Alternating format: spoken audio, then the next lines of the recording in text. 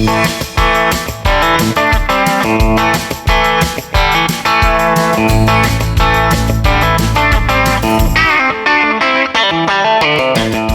is the Great Alaska Hunting Podcast.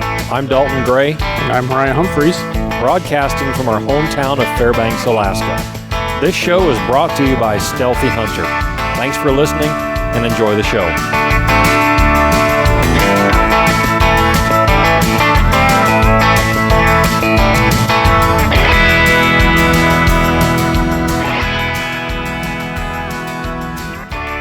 Welcome back to the Great Alaska Hunting Podcast, everybody.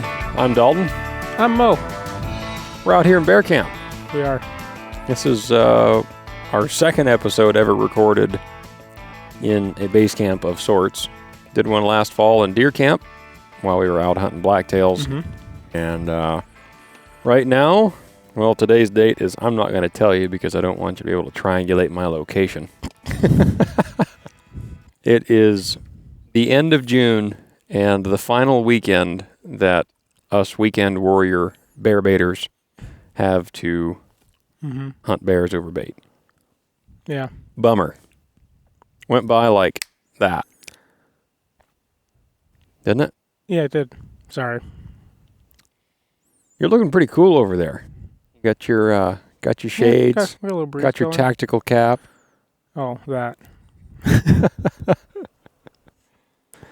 Well, yeah, we're outside today. Like, actually outside. Yeah, this is way nicer than the office. So if you're not watching the video, Yeah.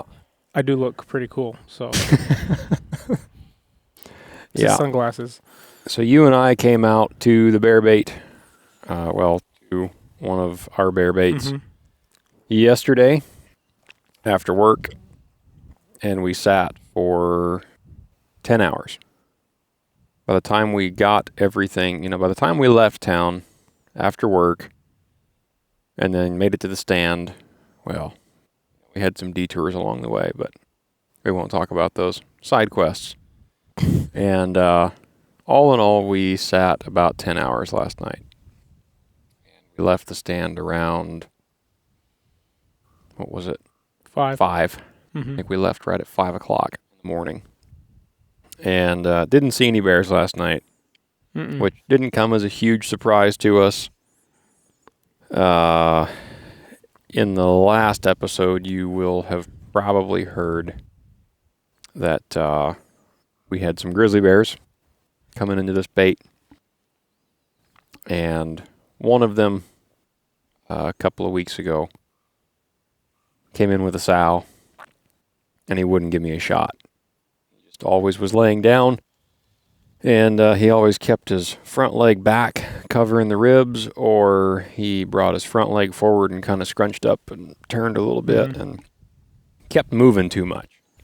He never did sit still long enough or give me an open enough shot to slip an arrow in him. So he ended up getting my wind and stood up and stormed off, and the sow stood there for a while. I certainly could have shot her several different times, but I didn't want to shoot her if there was a chance of being able to shoot the boar.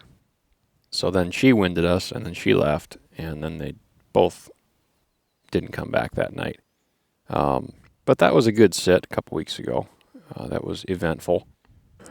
And then got back in this time, checked the camera. Of course, the bait was completely smoked again. I haven't been in this bait at all this season and had any bait left when I get there. It's a good problem to have. That's a very good problem to have, but I think next season we're going to start having to bring in 200 pounds at a time instead of 100 or 150. Last year, this bait was almost all black bears, and we had a good number of black bears and one grizzly bear. And now this year, I think at this point, we've had 5 different grizzly bears here, and 3 new ones showed up in the last 4 days. But they cleaned out the bait pretty good, and the last grizzly bears to be at the bait, they were there like 2 days ago. So there's a decent chance that one of them will cycle back through. That seems to be what they're doing here. But if they don't, then I won't be surprised either, because grizzly bears tend to roam. And they don't usually tend to stick around too long on baits. But for some reason at this bait, that's what they're doing. So who knows? He might get a little bit of lucky. But the black bears have been hitting in late morning, between 7 and 9 a.m. because of the grizzly bears. Mm-hmm. And especially now that the bait has been gone for a couple of days, the black bears are just on a weird schedule. They do come in to check it out, and they'll hang out for like 20, 30 minutes on the camera, and then they walk off. So we're hoping that after we left this morning at 5 a.m., they come back after we're gone, see that there's a little bit more bait there. Not a lot, but there's some. And maybe they'll come back during normal sitting hours tonight. So right now we came out to our beautiful camp spot. Look at this scenery, Clark. You just can't get this in the city. This is almost like a scene you'd see in the front of a magazine. Yeah, I suppose so. A little too much wires and a lot of wires. Too many different brands. Chocolate milk, coffee, 2 different thermocells, jet boil can with an MSR stove. That's just wrong branding right there. That's just not right. I got a jet boil can with an MSR fuel can on it over here. There you go. So tell me, Okay. do you find the jet boil fuel better or the MSR fuel? Or do you notice a difference? To be honest with you, I can't tell the difference. So I used to think that. And then I started using the MSR. And I found, at least in the smaller cans, maybe with the smaller, lighter weight stoves, it seems to burn more consistently. So there are other fuel cans that you can buy. The little blue and white ones, I don't like those as much.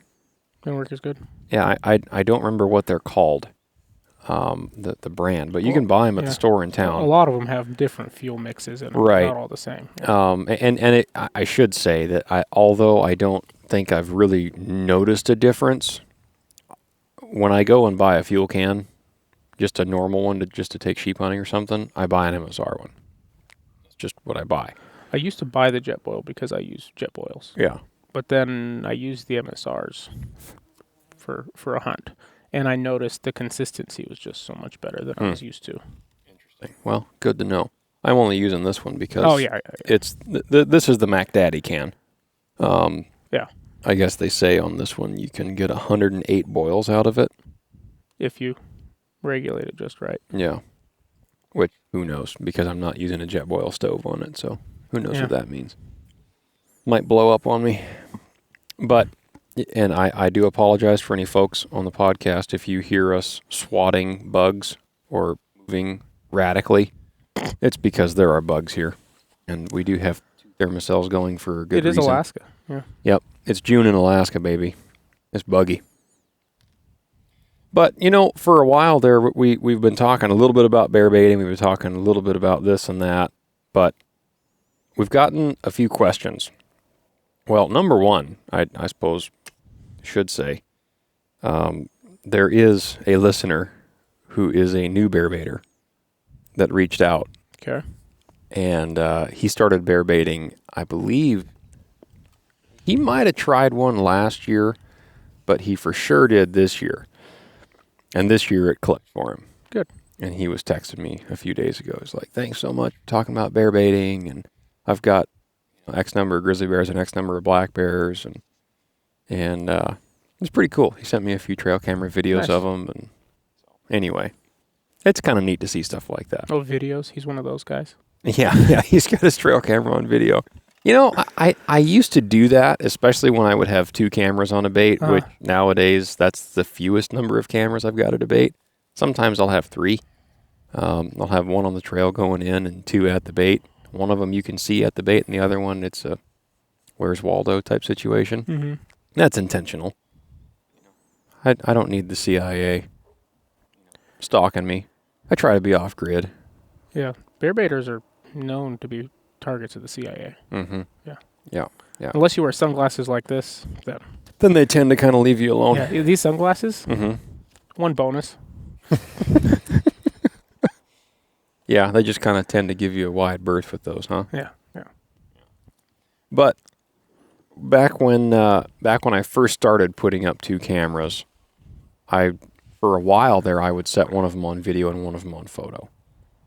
Until the one that was on photo, I went in one time, and the one that had been on photo had been munched by a bear, and I couldn't find the SD card, and it was all broken and laying on the ground. And I went over to the one that was on video, and the SD card was full. And the SD card had been full for like the past 3 days. So I had no idea of what had been there for the last 3 days. So from then on, I just put 2 cameras on photo. I tried video 1 year or 2, I don't remember.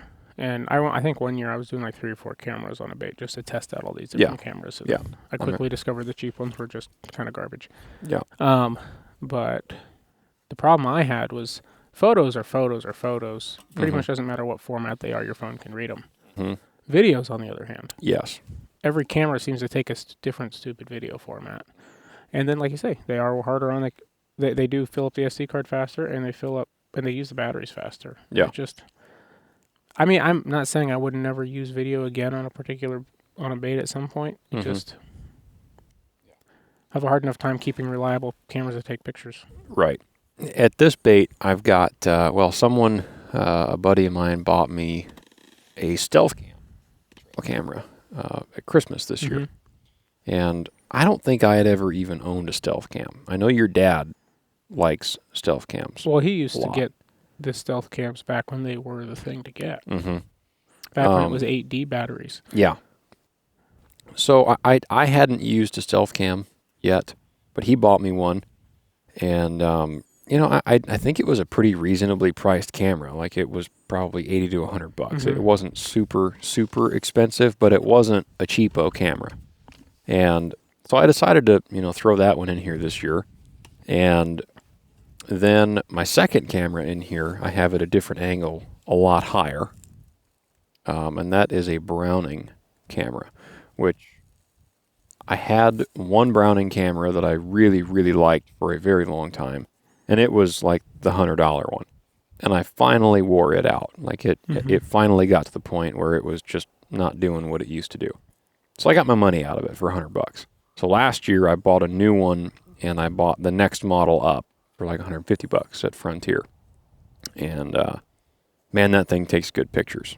And I think that one is 12 yards away from the bait, and it's up pretty high. And so I've got a giant field of view with that one. And the trigger distance on that one is very, very far as well. That's a problem I've had is trigger distance or trigger area. Yeah. It's like you might have this much view, but it only triggers on stuff in the middle. Yeah. That Browning one, I mean, even if a bear pokes his head in the corner of that picture frame, I saw those pictures. It looked pretty good. It goes off, even from the distance away from the stand to the bait, which is approximately 12 yards. That stealth cam, when you pop, it looks identical to a Muddy that I have. I've noticed that. I know which one you're talking about. They're just branded. Yeah, whatever. They're just made in the same factory. Yeah, branded. Yeah. One's branded with this front face, and the other's branded with that. But like you pop it open, they're identical inside. Yeah. The only issue I have with that stealth cam one is that you can't see the number of photos on the SD card on the display screen. Oh. On the Browning one, I flip it open, turn it off, and when you turn it back on, when it's got that 30-second timer countdown to when it starts taking pictures again, it shows the number of photos on the SD card and the number of photos remaining on the SD card and your battery life. And so I like to be able to do that just so I can get a rough idea just before I pop the SD card out, like how many pictures are on this thing. And yesterday when we got in here, it was, I think the Browning one had 1,100 pictures on it. And the other one, the stealth cam, is on a little bit different trigger timer, and it's 4 yards from the bait. And it's about chest height on us. And so that one takes a lot more pictures, and that one had like 2,100 pictures on it. So the Browning one I've got set on a little bit different timer. But they both seem to be working fine. They do, you know. I've been impressed so far that none of the 5 different grizzly bears that's on there Has eaten the camera? has come over and munched the camera, because I've got a mug shot of several of them, like right in front of the camera, just glaring at it. And a couple of times I thought, man, I'm kind of surprised the next picture wasn't open mouth. Because we both have that. Yeah. Yeah, we have gotten those before. So, one thing I've noticed is now that I'm more careful about my scent in the camera and I think about it, first thing I do when I walk in is grab the card, right? Last thing I do when I leave the bait is I put on gloves if I need to pop the card back in. And I haven't had a camera touched. I was trying to run cameras up high, and the ones I have were kind of, the field of view wasn't great and all this stuff. Yeah. And so I stopped running them high. I had a lot of trouble. So I just started running them like 2-3 feet off the ground. Oh, wow. 0 issues. Yeah, I wear gloves on the way into the bait. And then when I get to the bait, I dump any bait and scent, put all that out. And then before I go up to stand, I take off my gloves. And then I pop the SD card and I stick it in my little shirt pocket here.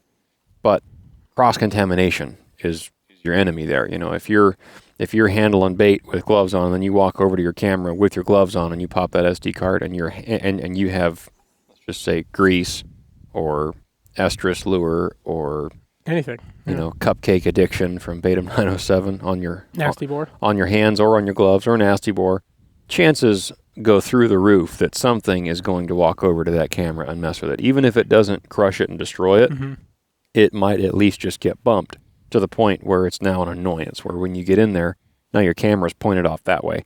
Right. Because it got bumped. You remember my old favorite camera, the Primos proof cams? The old Primos, yeah. I've still got one. I've still got one or two. They're not as reliable as they used to be because they're so old. Yeah. But I have one that it got swiped. It just got smacked. And it broke the hinges in the latch. Yep. And so it was just hanging by the wire that connected the battery pack to the camera function on the front. But it was still taking pictures. So I still have that, and it's just got a rubber band around it. And I haven't used it in a while, but I believe the last time I used it, it worked.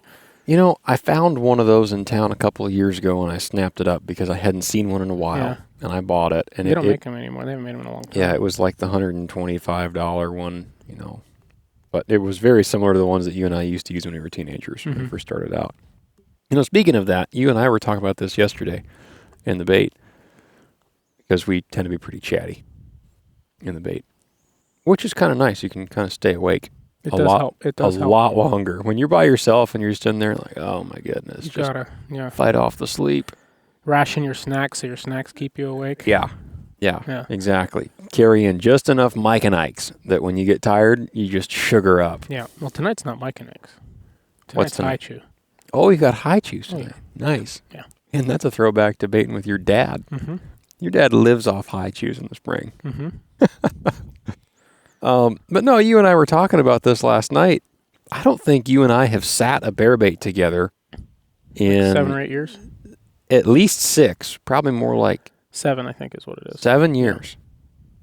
You and I have not been in the same stand together. Because last year was the first year, was 6 years since I'd killed a bear. And then I killed 2 bears. Yeah. You know, because I took a break from bear baiting, and then the problem with when you take a break from bear baiting is the time period to get back into a steady schedule and finding and baits, and well, didn't pay off as well this year. I was all gung ho this year. Last year was great. This year's going to be better. You know, and that's just how it goes sometimes. But the agreement has always been that you are kind enough to come out here with my wife, your younger sister, for those that don't know. And while I'm gone brown bear guiding the first part of the spring, you come out with her and set this bait up. Right. And then 2 weeks later, I get home and I bring my wife out here. And then, so this year, that worked out quite well because, as you guys heard in the last one, if you heard that episode, my wife got home, or I got home, and I took my wife out here the following day, actually, that I got home from guiding. And we sat in the stand for, I think, a couple hours. And the black bear that she wanted to get this year, because it was the one that got away from her last year, came in at about 10 o'clock. Sun was still shining. I was getting a sunburn in the stand because of where that stand is. And that bear came in. She killed it. And so then the following weekend, and just for folks that don't know, this is a weekend affair for us. This area, it's a time commitment. Mm-hmm. We bring camp out. We don't, This isn't just for the camera. Yeah. This is not just for the aesthetics. This stuff lives in my truck all spring. So we come out on a Friday whenever we can get out here after work, and then we sit, and then we camp, and sleep all day Saturday, and then go back into the bait Saturday night into Sunday morning, and then take a nap in the truck, and then get back to town sometime on Sunday afternoon. Go back to work on Monday. And then go back to work on Monday. So my wife shot her bear on Friday night. And so I said, well, it's super hot, because that weekend it was blistering hot. It was like 90 when we got out here. So I said, I'd like to get this hide home and put up on salt and turned and all that. So took it home, and then I talked with Hunter, and he said, man, I've got bears, I'm going to go up and, go up in the stand sometime tonight and go sit and hunt. And so I said, well, I'll go ahead and go with you. So that was Saturday night. And went out with him. He shot his bear that night about 2 minutes after we got in the tree stands. So the following week, I took a buddy of ours that had never even been to a bear bait before, and he sat with me last week, and we sat Friday night, didn't see anything but a wolf coming to the bait, which that was a first for this spot. Now that wolf's been there twice. So I'm on the camera again this week. And so yeah, Friday night, Saturday morning, no bears, but it was the same type of thing. They had eaten the bait out a couple days prior. Right. And so their schedule was not predictable anymore, which that happens. That's what happens when you run low on food. But we've gotten more and more bears in here this year, and so as the bait is growing still, we're just having to adjust how much dog food we bring in here. Yeah. So, and then Saturday night, Sunday morning, we had 4 bears come in, including the boar and sow grizzly bear. So I'm leaning towards the assumption that tonight's going to be similar. I think something is going to show up tonight because there's bait there. It stinks again. And, yeah, I think it could be good. But it's been kind of nice to be back in the saddle with the old crew. Yeah. It's just kind of nice. Well, I helped set up 3 baits this year. Aside from my own. Yeah. With the specific intent of Diversifying your options. Yeah. Yeah. Don't put all your eggs in one basket. Yep. Yeah, well, and we've talked about that, is I would like to shoot a grizzly bear of reasonable size. But basically at this point, any black bear that shows up, you need to stick an arrow in it. And there's 50-50 chance that even if a grizzly bear shows up, I might just say, go ahead and shoot it. Because why not? Why not? It's just as much fun to just sit there and watch it all happen as it is to be the one shooting. Yeah, I mean, it's just fun. So, and you haven't stuck a bear with a bow in a while, and you need to do that. Yeah, 7 years. Oh, yeah, that's right, yeah. Yeah, but Yeah, no, I need to that's right. start. I need to add another stuck pig to the list of shot pigs.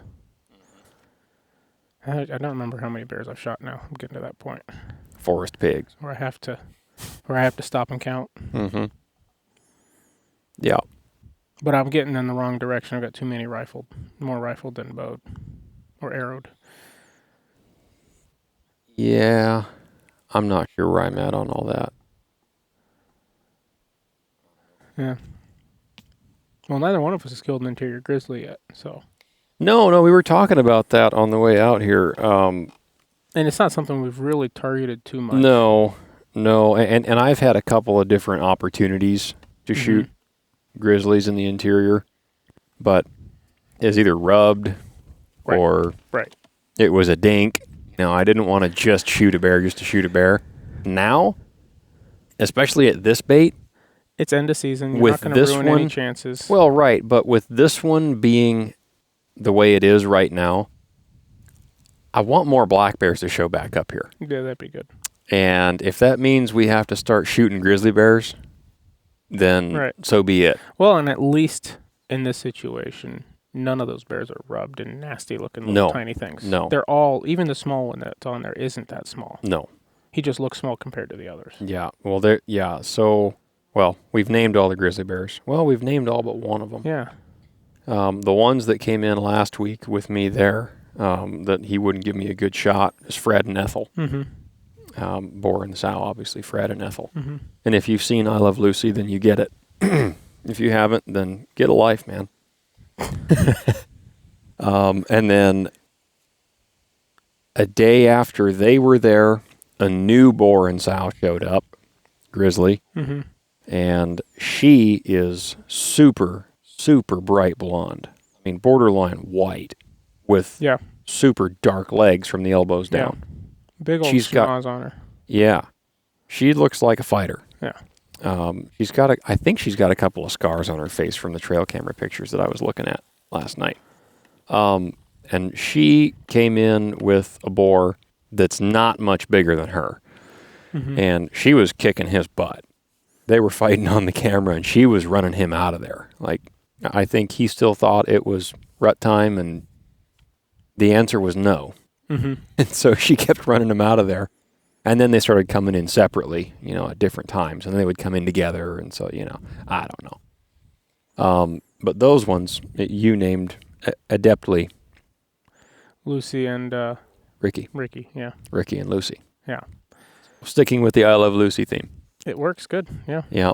And then there's another big boar that walked through twice. And he was on the camera for about 20 seconds each time. He did not stick around. Giant bears don't get giant for no reason. So he's probably been at a bait before. He's probably been there, done that, and went, no, I know what's going on here. Right. I'm not going to hang out. But we've got a couple of pictures of him.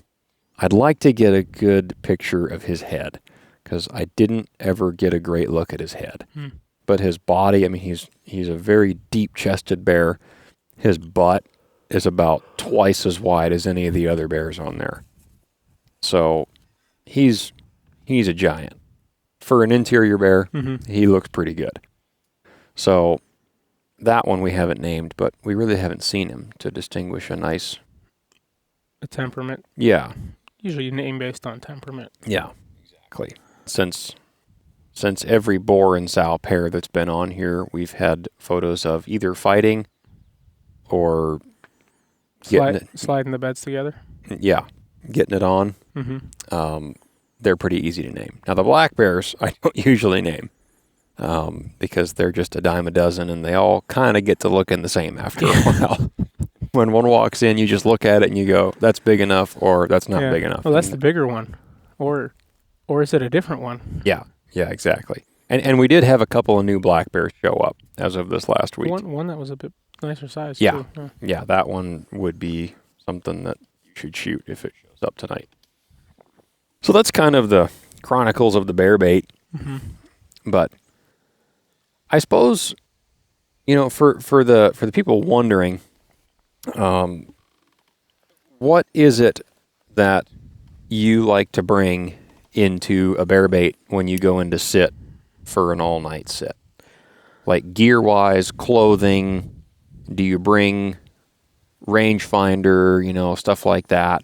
There's people that wonder, like, how gear-oriented is bear baiting? Well, see, you should have told me you're going to ask me this question like 30 minutes ago, and I would have had the stuff right here. Well, I mean... just to show it off. Well, anyway. All right. It's okay. So I carry a chest rig from FHF Gear. That's my when I'm hanging out of a tree stand.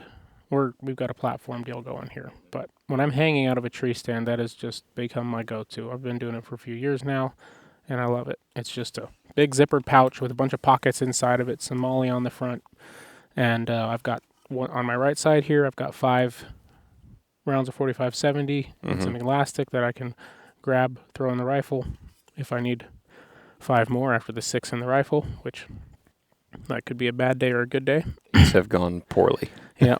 Well, it's also nice just to have an extra one to throw in there if you do use one. Yep. And then I keep my snacks in there. I keep my SD card reader, hunting license. What kind of snacks do you like? Well, we mentioned the Mike and Ike's, the high chews. I like those Starburst minis in there sometimes. Mm-hmm. And then I try not to get into the stand without some old Trapper beef sticks, original. I like those a lot. Those are a nice touch, man. Oh, yeah. Oh, yeah. Nice touch. Yeah, I'll go through several bags of those in the spring. Usually because the bag's in my truck and I can't resist them even during the day when I'm at work. And then a lot of time I try to have a coffee.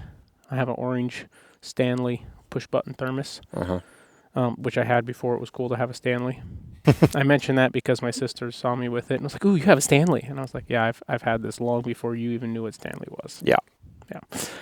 I like to have a thing of coffee. I've got a little cup holder that I can screw into the tree. It's got a soft mesh, so it's super quiet. I can slide it in there. We should have hunted your bait. Yeah, there's no bears. But yeah, I always bring a book, Tom Clancy. So bear baiting in the spring is Tom Clancy. Bear baiting in the spring is Tom Clancy. Nice. Yeah, in fact, I was at the bookstore before I left town because I was pretty far through my book and I didn't know, how quiet we were going to be. Yeah. Depending on the weather and the wind and everything. And so I had the one I had, but I thought, we're going to be sitting enough hours. I made another one. So I went and bought another Tom Clancy. Wow. To have with me just in case. How many pages did you read last night? Not too many. I was pretty tired, but I read 20 or 30. Usually the second night of sitting, I am wired. Yeah. Because I've gotten a decent amount of sleep. Yeah. And we're already here. It's not after a day of work. Exactly. Yeah. Well, and I'll have some coffee with me tonight. Yeah, I'm going to fill this thing up with coffee tonight. I'm going to fill my Stanley with coffee, and I'm going to probably bring a little extra hit of an energy drink. Mm-hmm. In case I need it. Well, you and I both cracked a Red Bull we the did, stand last but night. a Red Bull is just scratching the surface of. Red Bull gives you wings. Yeah, it's kind of. Yeah. But without divulging any secrets, we do have some cover noise going on at our bait. Right. There is some natural cover noise, and if you can figure it out, then good for you. It's always good to have a bait with natural cover noise. Yeah, your dad, the first black bear I ever shot was at a bait very similar to this one. It was completely different part of the state, but your dad called it the popcorn bait because you could sit there and eat a bag of popcorn. That was nice at that one. And it wouldn't be too loud at that bait because it was so loud in there just naturally, which is awesome. That's part of the reason why this one is so nice. Yeah. Yeah. Except for the creatures that like cover noise areas as well. Because they'll come over and, kind of scare the crap out of you about 2 o'clock in the morning. Yeah, squirrel staring at you 2 feet away from your face. Man, that squirrel last night, I was about ready to just hose him down with bug dope. So, here's a question. Have you had... Not that I would harass wildlife. Ease off. That was a joke. For legal purposes, that was a joke. Have you had squirrels be that friendly with you in the past? Or mm-hmm. Okay. Oh, yeah. Usually, they don't come close to me. Oh, yeah, dude. This year, but in my other bait even this year, I had one run up. It was like this far from my face, just looking at me. Yeah. That's a DLP squirrel right there. I don't know if he's got rabies or not. The closer they get, the scarier they look. Yeah. Those little teeth are nothing to play around with. Those little claws. Could you imagine, though, last few days of bear baiting season and you get bit by a rabid squirrel and you got to go all the way back home to go to the hospital just to get a rabies What shot. happened to you? Got bit by a squirrel. Yeah, I've got a half a dozen grizzly bears on my bait, but a squirrel got me. Yeah. Well, it's part of the fun anyway. It is, yeah. Yeah, I have multiple times thought about just bringing in a bunch of little rat traps and just to take putting a little peanut butter on them and just sit there in the stand and just hear scattered throughout the night. Got another one.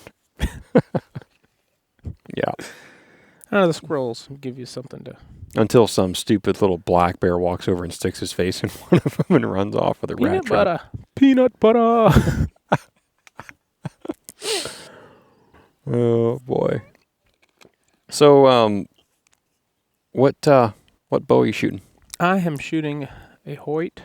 You know better than I do. Vector Turbo. Yes. 2012. See, I knew that. That's only because that used to be my bow. Yeah, right. Well, and I haven't been into archery like I was growing up.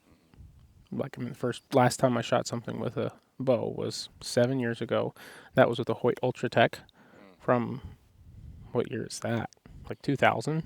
I don't know, but it's back there. Yeah, It's vintage at this point. Yeah. Well, and it's actually one of the more sought after vintage Hoyts. Really? Yeah. The Ultra Techs were really popular, and enough so that guys still want those older bows. Yeah. And that was my dad's, and he had given it to me, and I killed a few bears with it. Killed a moose with it. I don't think I killed a caribou with it. I don't think I've ever killed a caribou with a bow, but I killed some critters with it. Yeah. And then he decided he wanted it back. And so, amongst trades and things, and back and forth, and the bow that you had, and then it was his again, and this and that and the other. And he swapped out the Vector Turbo, which is a little bit nicer bow, a little more let off, everything, a little lighter, all that, a little smaller. Shooting that with the Easton Bloodlines, which you can't get anymore, and 100 grain G5 Montec carbon steel. The carbon steel model, which apparently holds an edge a lot better out of the box, and they come sharper out of the box than the original Montec. Yeah. Yeah. I started out, when I first started shooting a compound, would have been somewhere around 2019 or 2020. And I had a shoulder injury. That's right. And I wasn't able to shoot my recurve for a handful of years, 3 or 4 years anyway. And so I just quit archery hunting altogether, and I would just rifle hunt, which is fine. I've got nothing against shooting bears over bait with a rifle. Some guys like to pretend like they're more special than you and say that you shouldn't be shooting bears over bait with a gun. Look, whatever floats your boat. Yeah, no, it doesn't make any difference. A dead bear is a dead bear, and if you're happy, then it doesn't matter. Well, I shot the 2 bears last year with a rifle, not because I didn't have a bow ready to go to shoot them with, but because I had reloaded some rounds. I wanted to see what they did. Yeah. And even now, I have more guns I want to shoot bears with just to do it. I just feel like I should, hit one with a bow in between everything, right? Yeah. And so right about the time that my shoulder was feeling better, your dad had won a new bow at some drawing or something. And he got, I think it was the Carbon Spider. Yeah. Is what it is that he's still got now. At the time was. Yeah, that was a new bow at the time. So whenever that happened, shortly thereafter, I asked him, I said, hey, do you mind if I, shot your old bow and just see how I like it? So I shot it, and I liked it. Obviously going from a trad bow to a wheel bow is a giant step training up. Wheels. Giant step up, but yes, training wheels. And I shot it, and right off the bat, I thought, man, this is a piece of cake. There's nothing to it, because if you carry over the form from traditional archery, I mean, archery form is archery form to an extent. There are some different things with a compound, but I shot that 2012 Hoyt of his, and then I bought it from him. And then I killed a bear with it, and I said, you know what? I like this idea. This is nice having a compound. This was easy. A lot more confidence.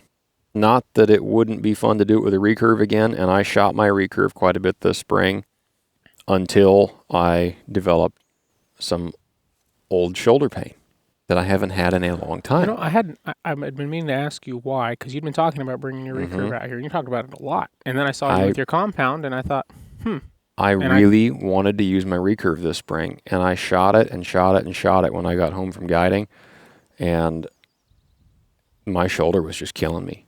Same injury and pain from years ago, and I haven't felt that in a long time. So I don't know what's going on there. It's probably just the fact that I was gone guiding for over a month, and then came home and got right back into shooting it. And you're flexing muscles that you hadn't used. And I shot it probably too much. I probably overdid it. So I said, you know what? It's all right. I'll just use the compound. It's okay. Work it over the summer, maybe. Yeah. And so I'm going to shoot it a bunch more this summer as I have time. Yeah. But so I gave that bow back to your dad, his old one back to your dad, and then he gave it to you. Yep. And then I bought my bow that I still have now. And at the time, it was a brand new bow, but it was on sale because it was about to go out of style.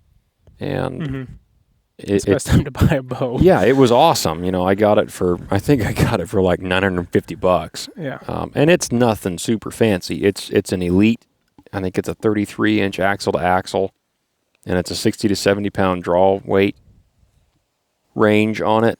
And but because my first compound was that Hoyt Vector Turbo, that bow goes 50 to 60 pounds.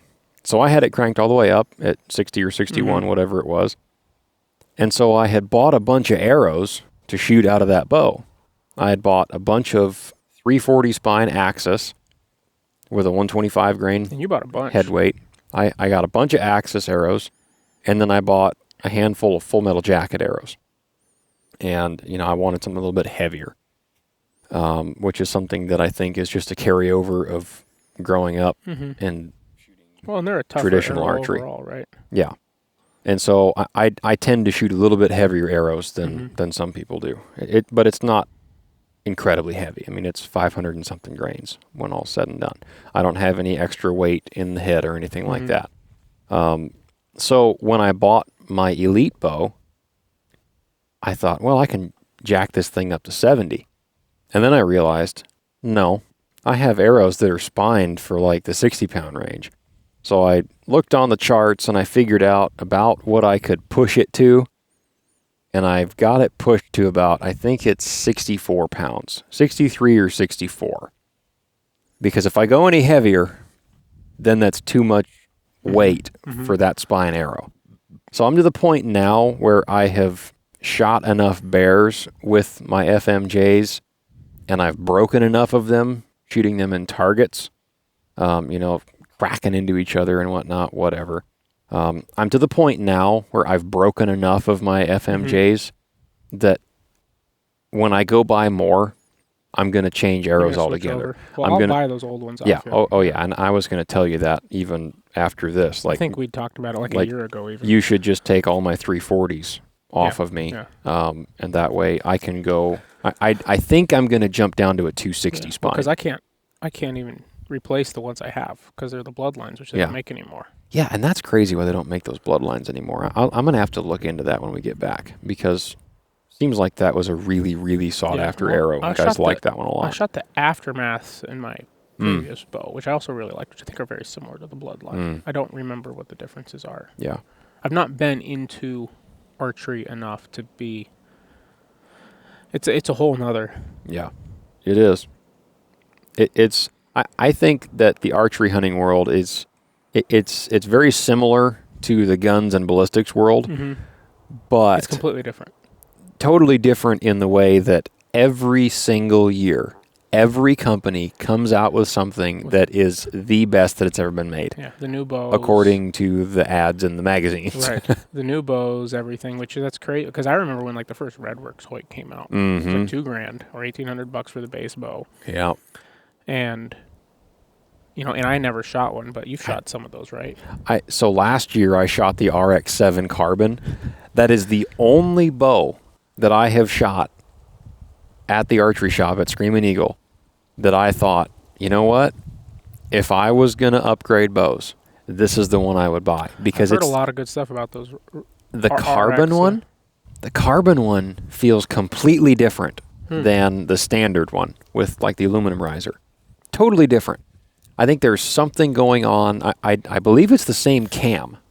I believe. Yeah. Well, but the limb angle of attack is different on one of them. And the draw cycle on that RX-7 carbon, when I pulled it back in the shop there and fired a few arrows through it, that was the only compound that I've shot since I bought my bow that was newer than mine that I thought, yeah, I can see the difference in this. Because I've shot a lot of the new Matthews bows, and, you know, that's probably just me being kind of whatever. If it ain't broke, don't fix it. Yeah, when you see that price tag, it's really easy to be content with Yeah, what you have. yeah, like $2,000+ for a brand new bow. Yeah, and that's for a top of the line bow. If you're not into archery, that's your bow. Yeah, That's not sights, a rest. and arrows, Mm-hmm. which can easily run you another $2,000 for that. Oh yeah, Depending on what, if you're spending that money on the bow, then what are you going to put into it? Now you can carry old stuff over and stuff. Yes. I still have my old Hoyt. It's a Hoyt branded QAD. Yeah. Yep. I finally had to buy a new QAD rest last year. Well, I haven't Finally shot my old one out. I mean, that one's old. One I've had for a long time, but I had it on that Ultratech even. Yeah. Yeah. Yeah, that's Because that's back there. The first few critters I shot with that Ultratech, I shot with the aluminum arrows. Yeah. And then the old camo hunters. And then I kind of used up what my dad had of those with that bow. Right. And so I switched over to the carbons. Yeah. And put that QAD on there. Yeah. So I don't know. I've thought about, you know, I even mentioned that the other day to my wife. You know, I should just buy a new bow. And she goes, why? I said, you know what? You're right. Why? Yeah. Why would I buy a new bow? It's the same thing I look at buying a new rifle right now. Yeah. Like, there's a lot of advantages to the new rifle, but I have a perfectly good rifle. I have custom loads I've built for it. They work great. It shoots amazing. Yeah, it's not a $3,000 rifle. Half inch all day. Quarter. But yeah, so if anything, I'm gonna up my draw weight this summer after bear season's over. Pump it up to 70 or, you know, whatever it maxes out at. Usually it'll go 1 or 2 pounds over the max rated. So 71 or 72 pounds, somewhere in there. And I'll get, I think 260s is what I was thinking about, because I don't know if I'm going to still stick with a 125 grain broadhead or if I'm going to go up to a 150. But whatever I need to shoot to not have to have a heavier insert or a collar or anything like that. I don't nerd out on that kind of stuff. I'm 99% of my archery hunting up here is bear baiting in Alaska. 20 yards or less. Right. I don't need collars. I don't need 75 grain inserts. I don't need you know, all this other fancy gear. I need a sharp broadhead and I need a relatively heavy arrow. That's just my preference. And I need a bow that I can put the arrow where I want it to go. A little bit of a high FOC. A little, I suppose. My arrows are not that high FOC. No. I think mine are. Yeah. But I'm not shooting a super heavy setup. I haven't nerded out enough to even remember. Here, for our listeners, for me, explain the spine thing real quick. Well, so it's spine, stiffness, right? Right. Yeah, spine is the stiffness of the arrow shaft. Yep. And so as you shoot an arrow out of a bow, if you look at it in a high-speed, slow-motion camera, that arrow flexes and bends, and that's called the archer's paradox. Right. And so if your arrow spine is too weak, then you can sometimes compensate for that in micro amounts by decreasing the point weight. Because now there's not as much resistance on the front of the arrow, and so it bends less, and so it doesn't go out of whack and go knock left. If it's and that's all the if it's too weak, right? Yeah. If you have too much head weight for that spine of arrow, then it'll have the opposite effect, right? So if you're overspined, and I believe I'm getting this right, if you're overspined, it's going to tend to go knock right. If you're underspined, it's going to go knock left. Okay. And so a lot of guys will cut their arrow shafts. You and I both shoot full-length arrow shafts because we have long draw lengths. My draw is like 31 or something like that. Mine's very similar. It's long. I think I maxed out that vector. Yeah. And then I just have, because I'm shooting a trigger release, I'm okay. Yeah. Otherwise, it'd be a little short. Right. And so for a lot of guys, they're having to cut their arrows. I don't have to think about that. I can look at the Easton arrow chart, full length shaft, spine, draw weight, boom, that's where I'm at. And then point weight, right? So I think I could get away with sticking with 340s if I went way down in head weight and went up to 70 pounds. Does that make sense? Yeah. But then you're out of balance because now you have almost no forward of center weight. Right, because you want a little bit. Right. So if I go down to a 260, I'm not sure if I'll have to go up to a 150 grain head or not because a 260 is a reasonable jump from a 340. So is 260 a stiffer spine? Stiffer, Okay. yes. Yes, So quite the a bit lower stiffer. the number, the stiffer. Right. Okay. Right. Now, with my recurve bow, that is 61 or 62 pounds at my draw length, I shoot Easton FMJ 260s. Okay. And I've got trad vanes on there, but I shoot slightly heavier broadheads, and I have heavier inserts in those. So I probably will have to increase my point weight to 150 on the compound if I go to a 260. Okay. Now, I don't remember, there might be a 300 spine in between there that might be better suited for that 125 or 150 grain head weight. I just don't like having too much going on. I don't like having to have collars and heavier inserts. You're not and trying to shoot 100 yards to kill a caribou. Yeah, exactly.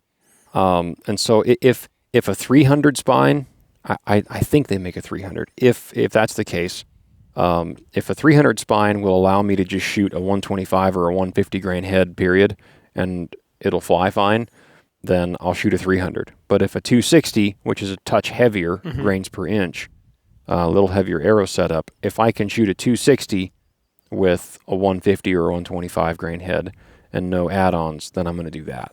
Just get a little bit heavier. So that's my idea for the long term. And I do think that I'm going to shoot a different broadhead next year. Not out of necessity. I've shot. So when I started shooting a compound, I shot the Montec 125s. They worked awesome. Killed a couple of bears with them. And relatively speaking to how bears don't bleed very well, I've gotten pretty good blood trails with Montecs. Those holes tear. With a 3-blade cut, they tear. And so they tend to bleed pretty well, relatively speaking to bears, right? So sometimes you'll get one that like, man, that was a great shot, but he's dead over there 30 yards away, but I don't see any blood on the way to him. Like, sometimes it just happens. Other times you shoot him and the arrow goes through him so fast they don't even know what hit him hardly, and they just stand there for a second, and then they kind of waddle off, draining blood out their nose, and you go, okay, well, I can follow that blood trail. Ray Charles could follow that blood trail. See what you did there? Yeah, like that. So when the M3 came out from G5, which is basically the same type of broadhead as the Montec is, very, very similar. It's a 3-blade design, but it's a solid. Right. No vents. Supposed to be a little bit stronger. It does look pretty. It does look kind of cool. Yeah. But, I heard that it flew a bit better than the Montecs, which, at least in my bow, it does. It flew a little bit better for me than the Montec did, for whatever reason. And so I've killed a couple of bears with that M3 head now, and that's also a 125. The cut is actually a touch smaller with the M3 than the Montec 125. Yeah. I think the Montec 125 is 1.125, and the M3 125 is 1 1/16. I'm pretty sure I'm shooting the 100s. Yeah, they are. And I'm pretty sure it's inch or 1.125 too for the 100s. Yeah. Of course, it's vented, but yeah. Yours is at least 1 1/16, if not okay. 1/8. I don't have the packaging anymore. Yeah, Tabitha shoots the 100 grain Montec originals. And I'll get her some of those carbons. Or if I switch over, I sharpen hers, Right. But I can get. And you know what? I kind of struggled with getting the Montec sharp for a while. Like a year or two after I started shooting a compound, I kind of struggled for a bit trying to get them as sharp as I wanted them to be.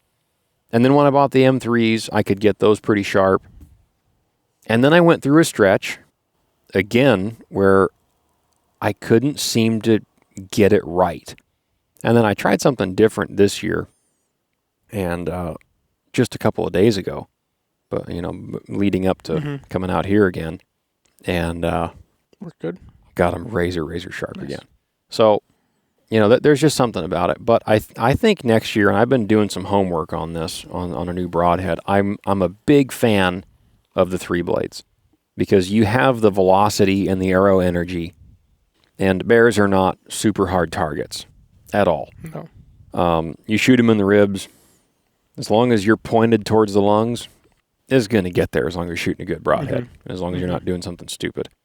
Tabitha's bear that she shot a couple weeks ago, her bow is at somewhere in the high 40 pounds right now. Whatever the minimum is, probably, or something close. No, it's above minimum. Well, the minimum for moose is like 45, right? I thought moose was 50. Wasn't Maybe it? it is. I thought so. Maybe But I know black bears is less. It's either 40 or 45. Yeah, I think moose is the only one that's higher. Yeah. So anyway, she had her bow quite a bit higher last year, and then I was working with her on some form. We went down to the archery shop. She got some new arrows this year because she was running a little bit low as well. I got her some Axis arrows just because of her draw weight and her draw length and all that. So, she shoots Axis arrows now, which I think the Axis is a fine arrow. I think that's a fine choice for I think it's arrow. probably one of the most popular. Oh yeah, arrows, it's a fantastic arrow. It's very consistent. But her bow is somewhere in the high 40-pound range with 100 grain Montec, and it zipped through that black bear that she shot a couple weeks ago and stuck in the dirt at the bait. I mean, straight through that bear. Just crazy fast. I mean, if you consider a Muzzy Phantom on a heavy aluminum arrow, that both of us shot clean through black bears before. And I mean, a lot of people don't like those Muzzy Phantoms, but man, they leave a blood trail. Oh man, yeah. They may not. Maybe they don't fly well. I don't know. Well, I was going to say I don't know that. I would be curious to screw one on and shoot it out of my compound now, just see what it does and now. just see what it does. I'll bet it doesn't fly very well. That's probably why they're not liked well. Yeah. I don't even know if they make those anymore. My thought with my bow is because I have broadheads and arrow in the bloodlines, and so I figure I'm gonna get some kills or at least a kill or two with these, and I might upgrade a little bit. If I'm gonna bow hunt more, primarily a bow hunt for bears. Yeah. I might do some caribou this season, this year, one of these this fall season or something if I have some You time. and I should talk about that in substitution of the other thing we were talking about. That's a good idea. We should do that. Yeah, that's low cost. Anyhow, but my thought was because I don't ever really plan on shooting very far.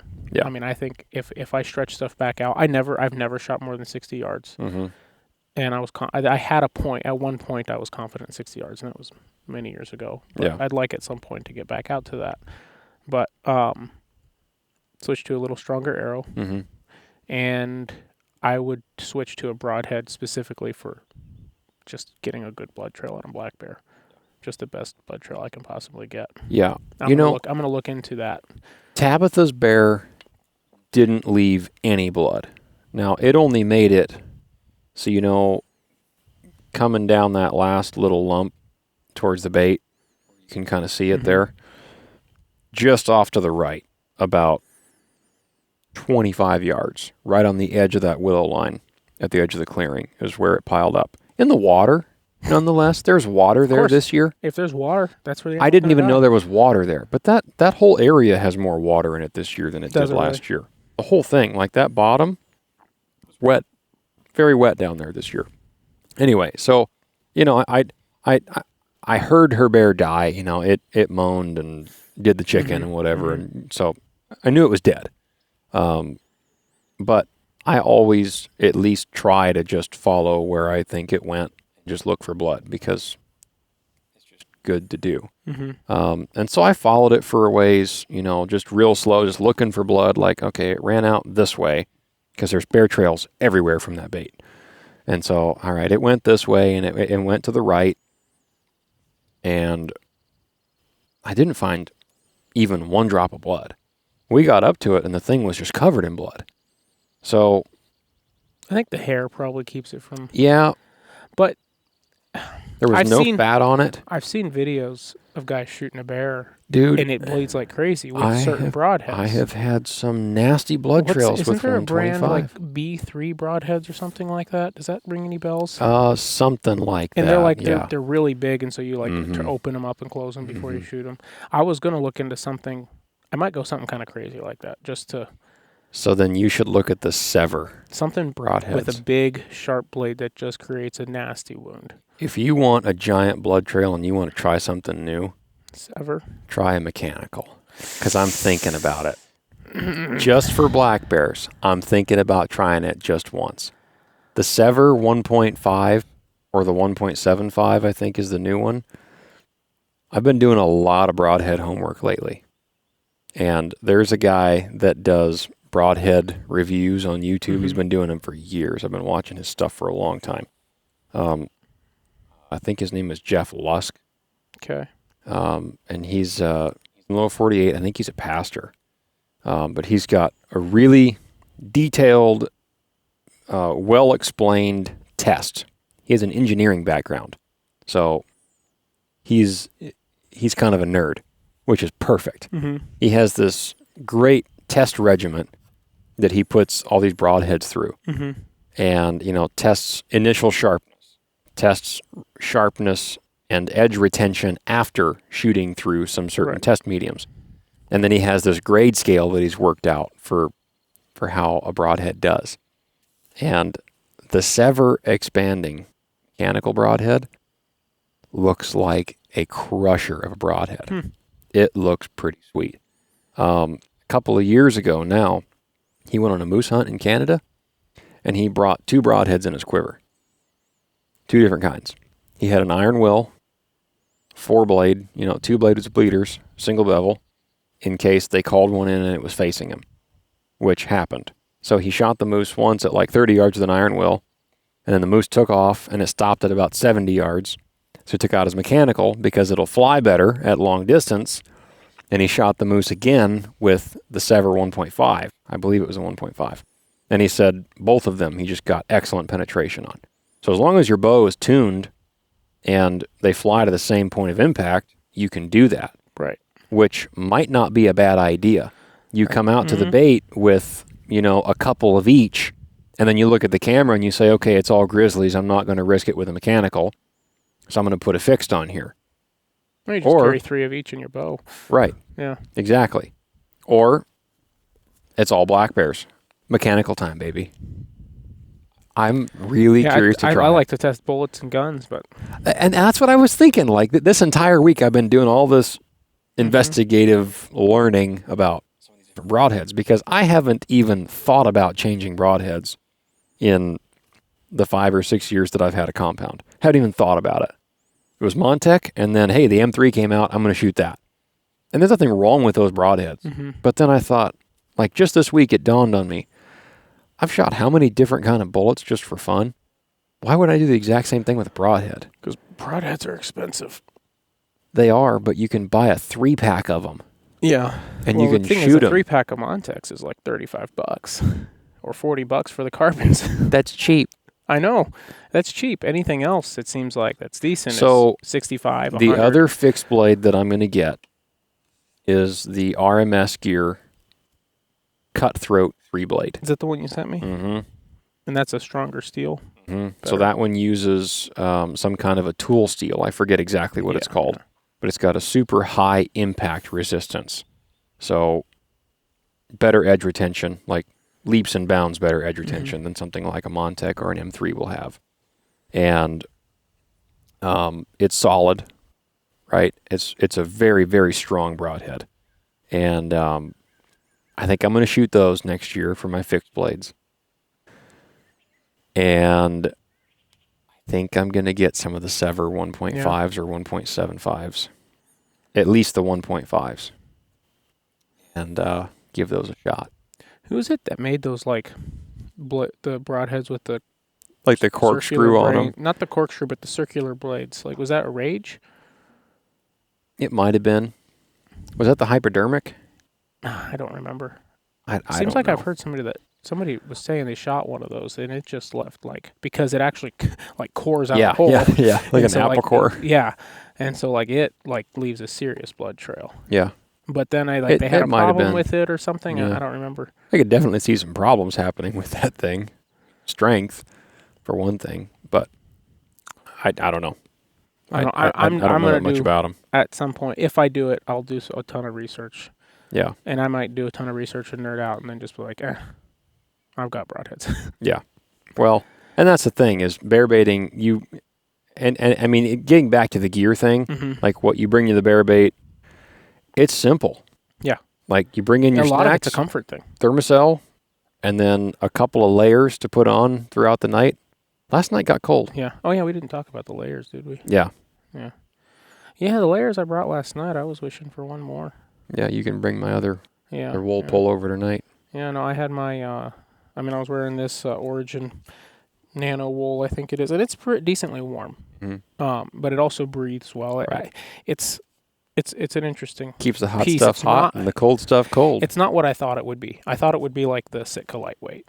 Yeah. It's way heavier than that, but it breathes like the Sitka Lightweight. Yeah. And it's wool.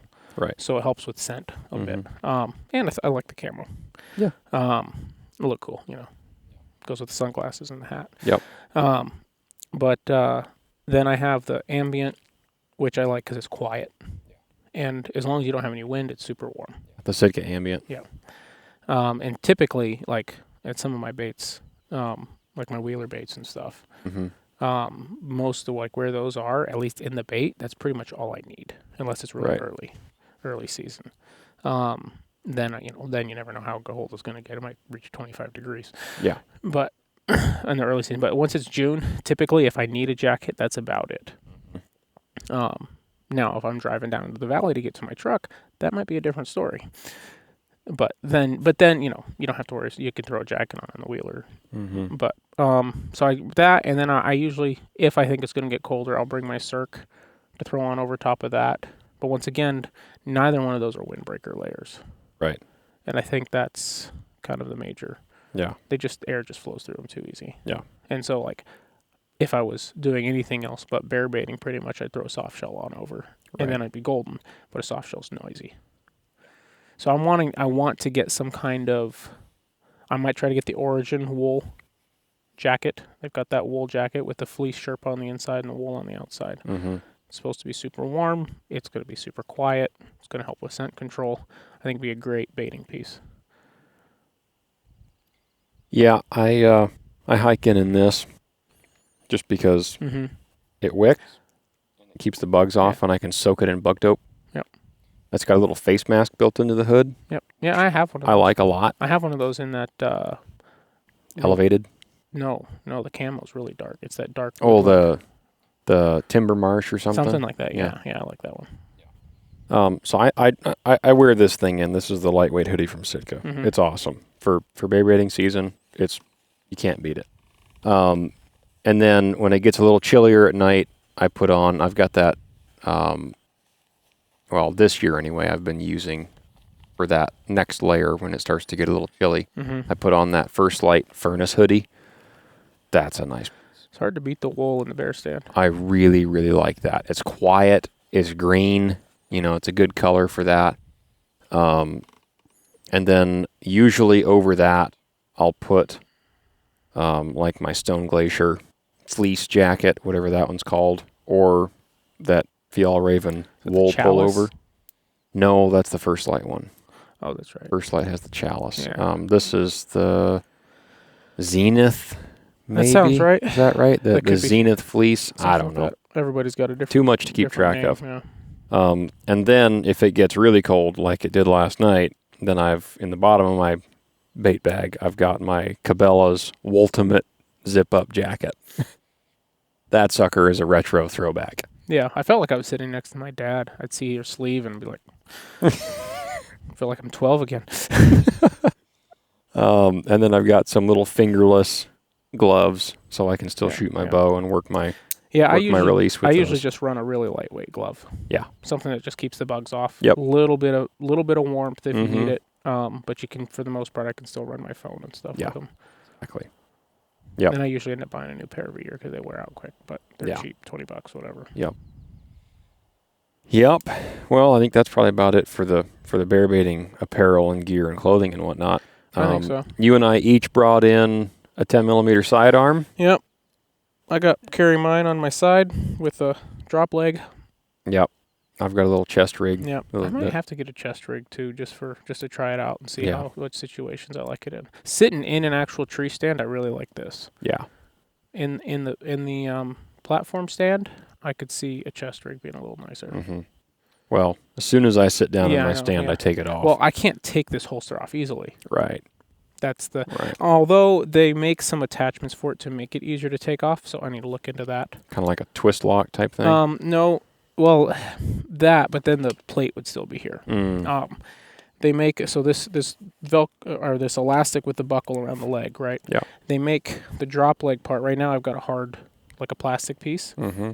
But they make a equivalent type buckle that goes there. I see. So instead of needing to take your belt off every time you put the holster on, you can just unbuckle that. Yeah. So I want to get that attachment for it and try that.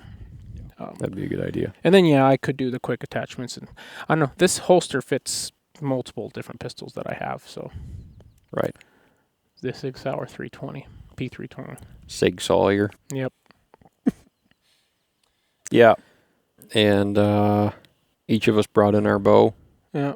And a Marlin 4570. Yeah. Yours is nicer, though. Yeah? Yeah. I mean, mine has the age look to it because I've been beating it around the bushes for about... Mine's aging pretty quickly. 8 years. I mean, it's amazing. Like, those stocks look really nice in the store, but if you're going to beat the brush with a brush gun, it doesn't take long for it to really start to... It's a tool, man. You get it home and you wipe it down with some oil and everything. It looks a lot better right away, but... I'm going to disassemble mine.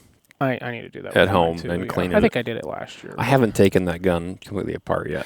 I've thought about taking that southeast for deer. It'd be an interesting way to do that, like run it like a brush gun like that down there. Yeah, it'd be handy, short. Yeah, and you could shoot, and you'd be completely confident, bears, deer, whatever. Yeah. I've had the same thought. I would just have to put a scope on mine. I also just want to build a different AR to do that with. Yeah. Or just take the 6 ARC down there and go. I also want to shoot a bear with a 6 ARC. To do that. I have to. Yeah. Yeah. In today's culture of small bullets, small calibers for big game hunting. Big difference in the way I do it because I use a monolithic. Most guys seem like they're pushing the match. Depends on which kind of monometal, because the kind of monometal that you're using performs better than traditional monometal style bullets do. As in like a Barnes or? Yeah. Compared to like a Barnes. For such a small bullet. Right. Yeah. Yeah, I see what you're saying. Yeah, you're getting a lot more terminal performance. The amount of damage. Yeah. That stupid little bullet did on. I shot a deer in the chest and it was like. There's some new ones that have come out that I have been reading about recently that we'll have to talk about later. Yeah. I like the hammers. Seems like more of them have been coming out. Too. Yeah.